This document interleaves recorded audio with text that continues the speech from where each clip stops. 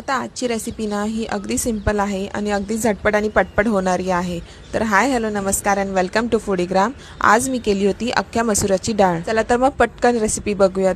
आता इथे डाळ बनवण्यासाठी ना मी अख्खे मसूर 1 तास आधी भिजत ठेवले होते। आता आपल्याला एक कढई घ्यायची आहे। कढई छान तापू द्यायची आहे। नंतर त्यात छान तेल घालून तेल सुद्धा छान तापून घ्यायचे आहे। तेल आपले छान तापून झाले की त्यात नंतर जिरे टाकायचे आहेत, लसूण टाकायचं आहे। लसूण आपल्याला छान लालसर होईपर्यंत परतून घ्यायचं आहे। नंतर आपल्याला एक कांदा, एक टोमॅटो छान बारीक चिरून घ्यायचा आहे। इथे मी कांदा टोमॅटो चॉपर मध्ये छान बारीक चिरून घेतला होता आणि कांदा आपल्याला छान परतून घ्यायचा आहे। अगदी तेल सुटेपर्यंत छान व्यवस्थित परतून घ्यायचा आहे। कांदा आपला छान गोल्डन ब्राउन झाल्यानंतर त्याला छान तेल सुटल्यानंतर आपल्याला मसाले टाकायचे आहे।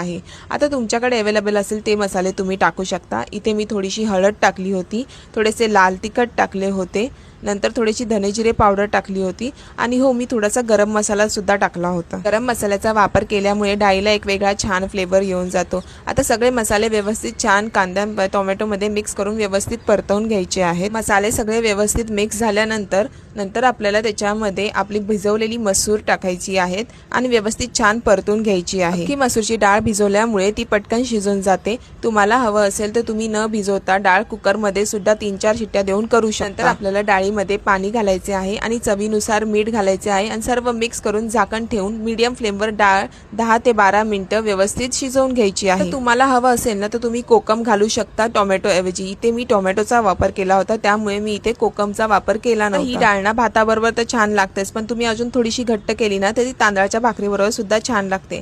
होती की नाही सिंपल आणि झटपट पटपट वाली रेसिपी। चला मग पटकन लाईक करा, फॉलो करा आणि हो ही रेसिपी नक्की ट्राय करा। Thank you for watching my video.